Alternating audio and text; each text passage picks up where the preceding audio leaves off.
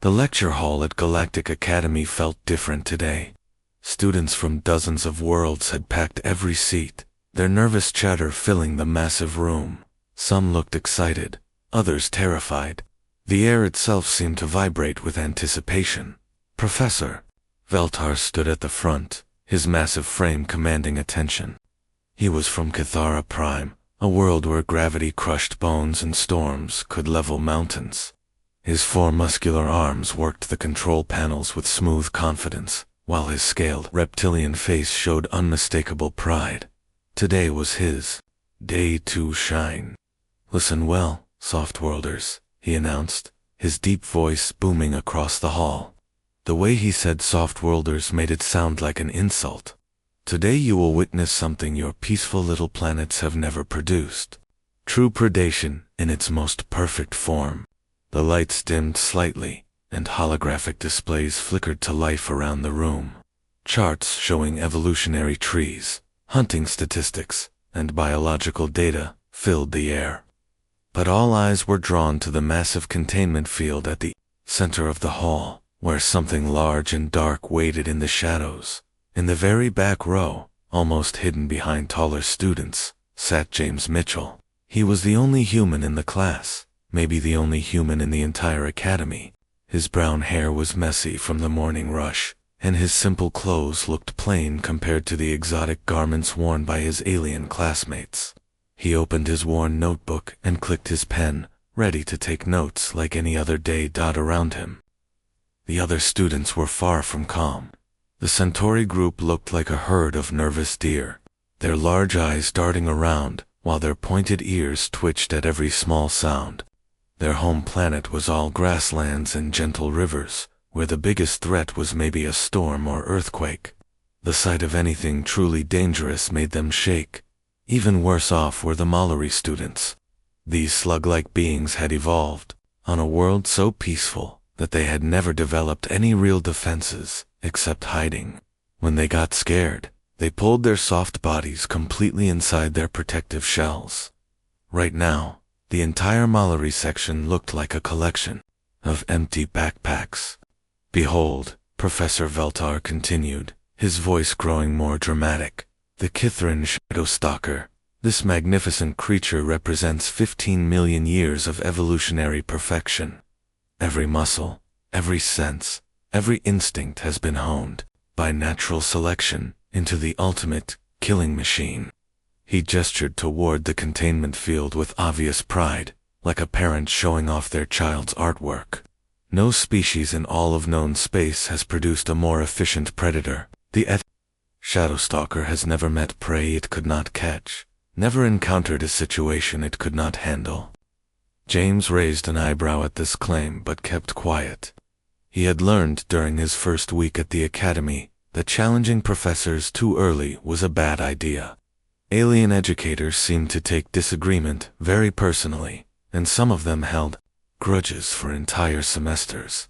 Better to watch, listen, and learn before opening his mouth. The containment field began to shift and shimmer, like heat waves rising from hot pavement. Energy patterns danced across its surface, and the shadows within seemed to move and flow in unnatural ways. Whatever was inside was big. That much was clear. Very big. Professor Veltar's crest of spines along his neck flared with excitement.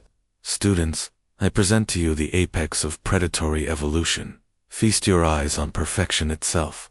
The lights dimmed further, and something stirred in the darkness of the containment field. Something that made even James sit up a little straighter in his chair.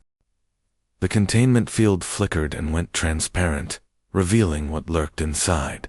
The Shadowstalker didn't step out so much as flow out, like spilled ink taking the shape of nightmares. It was massive, easily 3 meters from nose to tail, but moved with a grace that seemed impossible for something so large. Its body looked like it was made of living shadow wrapped around solid muscle. The creature had 6 legs, each ending in claws that could probably slice through steel. But those claws made no sound as they touched the demonstration floor. Not even a whisper. The Shadowstalker moved like a ghost, like something that existed between the spaces of reality itself. Its entire body seemed to absorb light, rather than reflect it, making it hard to look at directly. What really caught James's attention were the sensory tendrils extending from the creature's head. They moved constantly, tasting the air, reading heat signatures, probably picking up electromagnetic fields from every piece of equipment in the room. This thing wasn't just a predator, it was a living sensor array that could track prey through multiple dimensions of perception. "Watch carefully," Professor Veltar said, his voice filled with admiration. "Notice how it moves. No wasted motion. No unnecessary sound. Every step is calculated for maximum efficiency." The holographic displays around the room lit up with data streams, temperature readings, electromagnetic signatures, motion sensors, all tracking the Shadow Stalker's every movement. The numbers were incredible. The creature was running cooler than the room temperature, somehow masking its thermal signature. Its electromagnetic footprint was nearly zero, like it was barely there at all. "The thermal camouflage is remarkable," Veltar continued, pointing to the readouts. "It can adjust its body temperature to match its surroundings within seconds. And watch this." He pressed a button, and the creature seemed to fade, becoming almost transparent. Cellular fade. It can bend light around itself, becoming nearly invisible to most forms of detection. Several students gasped. The Centauri group huddled closer together, their deer-like instincts screaming danger. Even some of the braver species looked uncomfortable. This wasn't just a predator. This was something from their worst nightmares made real. Professor Veltar activated another control, and a mechanical target emerged from the floor. It was designed to look like a small herbivore, complete with realistic movement patterns and heat signatures. The moment it appeared, the Shadow Stalker's entire demeanor changed. Its head snapped toward the target with laser focus, and every muscle in its body coiled like a spring. The hunt began immediately. The Shadow Stalker didn't charge or pounce like most predators would. Instead, it seemed to melt into the shadows around the demonstration area, becoming one with the darkness. James had to squint to keep track of where it went. 1 second it was visible, the next it had vanished completely. The mechanical prey moved in realistic patterns, programmed with the survival instincts of actual creatures. It looked around nervously, sensors detecting danger but unable to pinpoint the source. The Shadow Stalker was simply too good at hiding, too perfect at becoming nothing. When the strike came, it happened faster than thought. The Shadow Stalker materialized from nowhere, moving like lightning given form. Its claws extended, its body uncoiled with devastating force, and the mechanical target was destroyed before the room's recording equipment could fully capture what happened. The high-speed cameras caught only blurs and shadows. The demonstration area fell silent, except for the hum of electronics. The mechanical prey was gone, reduced to scattered parts. The Shadow Stalker sat calmly in the center of the space, looking almost bored, like destroying targets was just another Tuesday for it. "Magnificent," Professor Veltar breathed. His forearms spread wide in a gesture of triumph. 15 million years of evolution have produced this perfect killing machine. No prey escapes. No challenge proves too difficult. He looked around the room with obvious smugness, enjoying the terrified faces of his students. "Are there any questions about what you have witnessed? Any doubts about the superiority of Kitharan evolution?" The room stayed quiet for several seconds. Then, slowly, a hand went up in the back row. James Mitchell sat there calmly, his expression thoughtful rather than terrified. Several Centauri students actually turned around to stare at him. The human rarely spoke in class, preferring to listen and take notes. "Yes, Mitchell, Professor," Veltar said, his tone suggesting he expected praise for his demonstration. James tilted his head slightly, studying the Shadow Stalker with genuine curiosity. "Pretty impressive technique," he said in a mild, conversational tone. "I'm wondering, though, does it always hunt solo? And that approach pattern it used, Is that typical for the entire species? Professor Veltar's spinal crest flared slightly, a sign of irritation among his people. Of course it hunts alone, he replied with a hint of condescension. True, apex predators don't require assistance from others. They are complete unto themselves. James nodded slowly, like he was processing this information. Right? That makes sense. I was just curious about pack dynamics versus individual hunting strategies. Different evolutionary pressures would produce different results. The professor's eyes narrowed, but he couldn't quite figure out if James was challenging him or just being academic. He decided to continue with the demonstration. Professor Veltar's irritation was becoming harder to hide. His scaled features twisted into what might have been a sneer as he looked at James in the back row. The human's simple questions seemed to bother him more than they should have, like someone poking at a sore spot. Since you appear so fascinated by hunting methodology, Mitchell Veltar said, his voice dripping with barely hidden annoyance, perhaps you would care to enlighten us with your human perspective on predation. I'm sure we would all benefit from hearing about your species' approach to hunting. The way he said it made it clear he expected James to either stay quiet or embarrass himself. Most students would have shrunk back into their seats. Instead, James just shrugged casually, like he was being asked about the weather. Sure, if you think it would be educational, he replied, already standing up from his chair. James made his way down the stepped rows of the lecture hall, moving with an easy confidence that seemed out of place among all the nervous alien students. As he got closer to the demonstration area, something interesting happened that most of the class completely missed. The shadow stalker, which had been lounging casually after its successful hunt, suddenly shifted its position. It wasn't dramatic. The creature didn't jump, or hiss, or show any obvious signs of alarm. But its weight distribution changed slightly, and its sensory tendrils oriented toward James's location. It was subtle, the kind of movement you'd only notice if you were really paying attention to body language and behavioral cues. James stopped a comfortable distance from the containment field and turned to address the class. His voice was conversational, like he was chatting with friends, rather than giving a formal presentation. Humans are what you might call persistence hunters, he began, slipping his hands into his pockets. We don't rely primarily on speed bursts or stealth tactics, like your shadow stalker. Here, our approach is different. We track our prey, coordinate with other hunters, and basically exhaust whatever we're chasing over really long distances. Professor Veltar made a dismissive sound that was probably the Kithran equivalent of a snort. Scavenger tactics, he said with obvious disdain. Hardly comparable to true predatory behavior.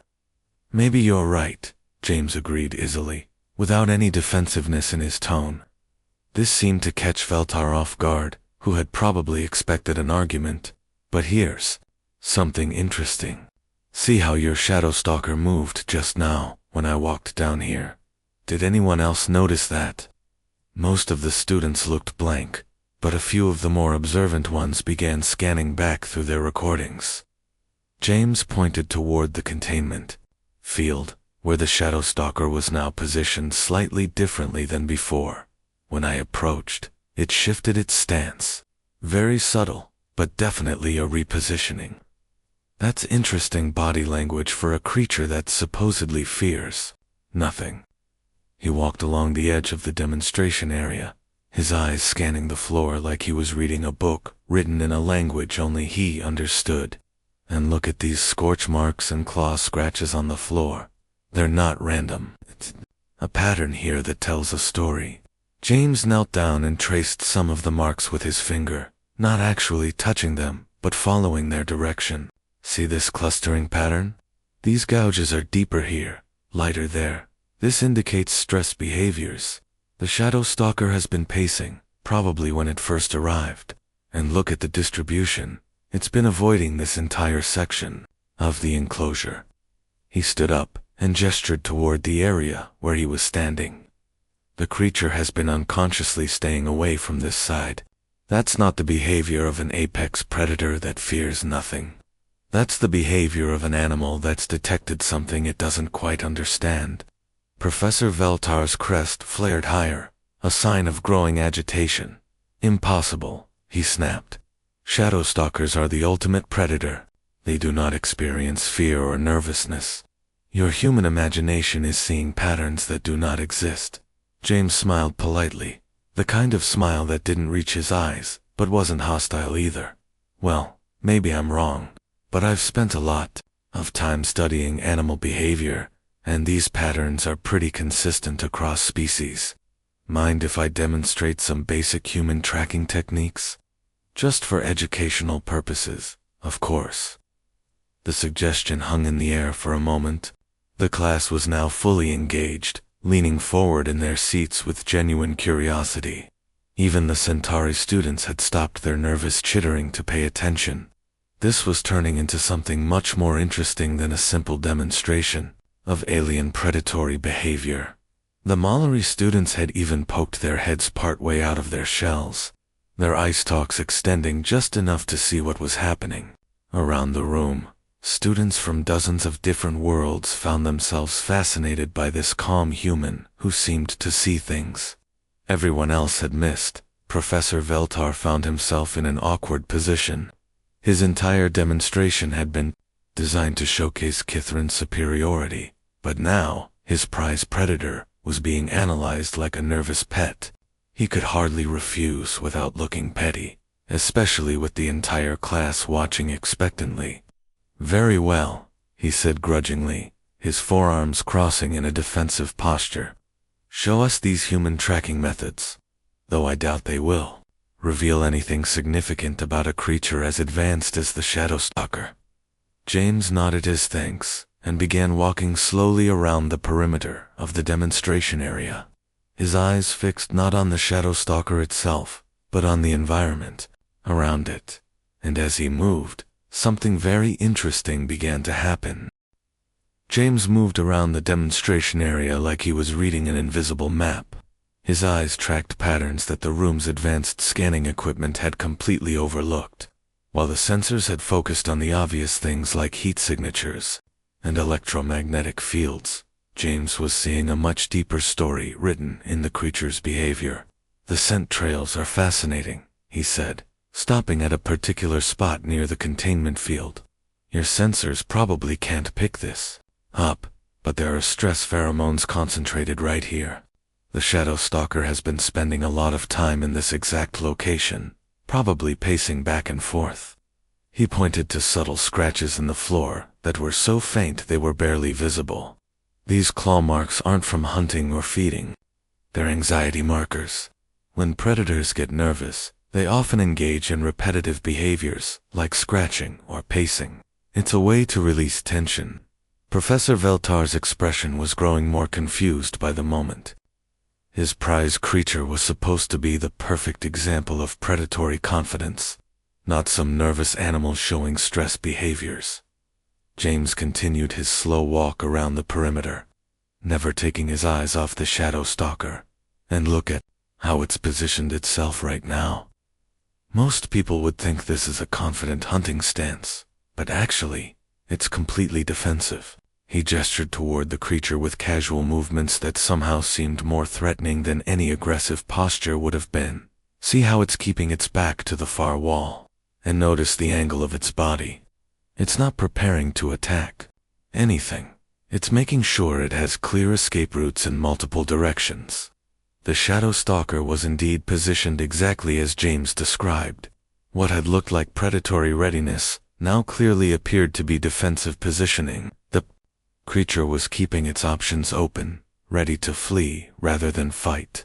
That's not how apex predators behave, James explained in his calm, educational tone. True apex predators position themselves for attack, not escape. They face threats directly because they've never had to run from anything. This positioning screams caution. As James spoke, he began walking in a slow, deliberate circle around the containment field. His movements were smooth and steady, never rushed, never aggressive. But there was something unsettling about the way he maintained constant eye contact with the Shadow Stalker. It wasn't a stare down or a challenge. It was more like the patient gaze of something that had all the time in the world. Humans evolved as pack hunters, James continued, his voice never changing from its conversational tone. But we also developed something unique in the predator world. Advanced pattern recognition combined with persistence. We don't just chase our prey until it gets tired. We study it, learn its habits, predict its behavior. The effect on the show was immediate and obvious. Its sensory tendrils, which had been extended and alert, began pulling back toward its body. The creature's posture shifted from defensive readiness to something that looked distinctly uncomfortable. We don't hunt by being faster or stronger, James said, still maintaining that steady eye contact as he walked. We hunt by being smarter and more patient. We track our prey for days, weeks if necessary. We learn everything about how it moves, where it goes, what it's afraid of. The change in the Shadow Stalker's behavior was becoming impossible to ignore. The creature that had seemed so confident while hunting the mechanical target was now showing clear signs of distress. Its movements were becoming more agitated, and it kept shifting position like it couldn't get comfortable. Professor Veltar stared in disbelief. "That's impossible," he stammered, his forearms gesturing helplessly at his prized predator. Shadow Stalkers don't show submissive behavior. They've never displayed fear toward any other species. This creature has never backed down from anything in its life. James glanced at the professor with a slight smile that somehow managed to be both friendly and unsettling. "Oh, it's not being submissive yet," he said matter-of-factly, like he was discussing the weather. "Right now, it's just cautious. It's encountering something it doesn't understand, something that doesn't fit its normal prey categories." He turned his attention back to the Shadow Stalker, which was now pressed against the far wall of its enclosure. The creature's thermal signature was spiking as stress hormones flooded its system. Its electromagnetic field was fluctuating wildly as its nervous system struggled to process what it was experiencing. "Humans have this effect sometimes," James continued, in that same calm tone. "We don't look like typical predators. We're not particularly fast. We don't have claws or fangs. We can't phase shift or turn invisible. But something deep in the animal brain recognizes us anyway." The class sat in absolute silence, watching this impossible scene unfold. The Centauri students had stopped their nervous chittering completely. Even the Mallory had emerged fully from their shells, their eyes extended in fascination. Every student in the room was witnessing something that shouldn't have been possible according to everything they'd been taught. The supposedly fearless apex predator, the creature that Professor Veltar had claimed was the ultimate evolution of predatory perfection, was displaying increasingly obvious signs of nervousness, and all it had taken was one calm human walking slowly in a circle. "The interesting thing about persistence hunting," James said, never breaking eye contact with the increasingly agitated Shadow Stalker, "is that it's not just about physical endurance. It's psychological warfare. The prey knows it's being followed, knows it can't escape, knows that eventually it will be too tired to run anymore." He stopped walking and stood perfectly still, his gaze fixed on the creature. "Shall I continue the demonstration?" he asked politely, though everyone in the room could sense that something much more significant was about to happen. James took a single step closer to the containment field. It wasn't a threatening move, wasn't aggressive or sudden. Just one calm, measured step forward. But the effect on the Shadow Stalker was electric. The creature that had moments before been the picture of predatory perfection suddenly scrambled backward, actually retreating from the barrier that separated them. The entire lecture hall gasped. This was impossible. The Shadow Stalker was supposed to be fearless, the apex of evolutionary development, yet here it was, backing away from a human who hadn't even raised his voice. "The thing about humans," James said, his tone still conversational, as if he was discussing the weather rather than rewriting everything the class thought they knew about predators. Is that we didn't evolve to hunt just one type of prey. We evolved to hunt everything. He gestured casually as he spoke, but his eyes never left the increasingly distressed shadow stalker. Woolly mammoths that were 10 times our size, saber-toothed cats with claws longer than our arms, cave bears that could crush our skulls with one swipe. And yes, we hunted other humans too, when we had to. The shadow stalker was now pressed firmly against the back wall of its enclosure, its sensory tendrils fully retracted. Its thermal signature was spiking with stress hormones, and its electromagnetic field was chaotic with panic responses. Every instinct the creature possessed was screaming danger, even though the human posed no immediate physical threat. We're persistence predators, James continued, taking another small step closer. The shadow stalker actually flinched. But we're not just any persistence predators. We're persistence predators with tool use, advanced pattern recognition, and most importantly, social coordination. He turned slightly to address the stunned class, but kept the shadow stalker in his peripheral vision. Professor Veltar brought us an excellent example of an ambush predator. These creatures are perfectly adapted for what they do. They hide. They wait. They strike fast and hard. It's a beautiful strategy that works brilliantly in their natural environment. Professor Veltar was staring at his prized creature in complete shock. His forearms hung limply at his sides as he watched the shadow stalker display behaviors he had never seen before. The creature's posture was now unmistakably submissive, its head lowered, its body language screaming surrender. But humans, James continued, are pursuit predators. We don't hide in shadows waiting for the perfect moment. We don't need stealth or speed or invisible camouflage. We do something much more terrifying. His voice remained calm, but there was something in it now that made several students shift uncomfortably in their seats. We follow you, he said simply. We track you across continents, if we have to. We study your habits, learn your patterns, predict your movements. We don't give up. We don't get tired. We don't stop. Ever. The shadow stalker was now displaying full submissive posturing. Its powerful body was pressed low against the ground, its head turned away to avoid eye contact. This creature that had never shown fear of anything in its life was now exhibiting the classic surrender behaviors of prey animals. We coordinate with our pack members, James went on, his educational tone making the words somehow more chilling than if he had been shouting. While you're running from one human, 3 others are circling around to cut off your escape routes. While you're focused on the immediate threat, we're planning your capture, 5 moves ahead. He took one more step closer to the containment field. The shadow stalker actually whimpered, a sound that no one in the lecture hall had ever heard from such a creature before.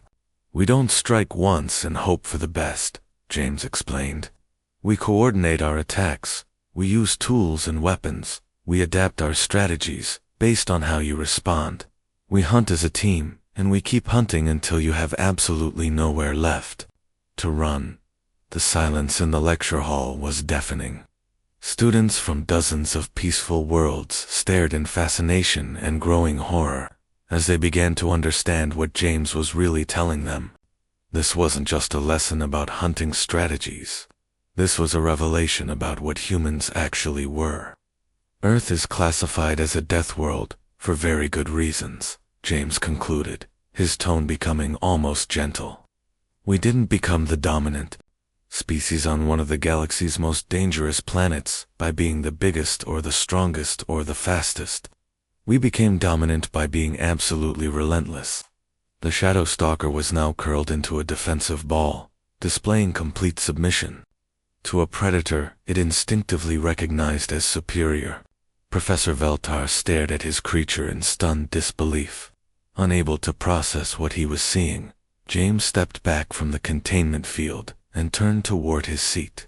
With a friendly smile that now seemed somehow terrifying in context. Thanks for letting me share, Professor. That really was a fascinating creature. by the way. Such beautiful adaptations for its ecological niche. He paused at the edge of the demonstration area and looked back at the class. Maybe next week we could discuss cooperative hunting strategies. I think there's a lot we could learn from comparing different predatory approaches across species. With that, he walked calmly back to his seat and sat down, pulling out his notebook as if nothing unusual had happened. The lecture hall remained completely silent, except for the renewed nervous chittering of herbivorous students, who now understood they were sharing a classroom with something far more dangerous than any shadow stalker. The revelation was complete. The apex predator, cowering in its enclosure, wasn't the most dangerous thing in the room. It never had been.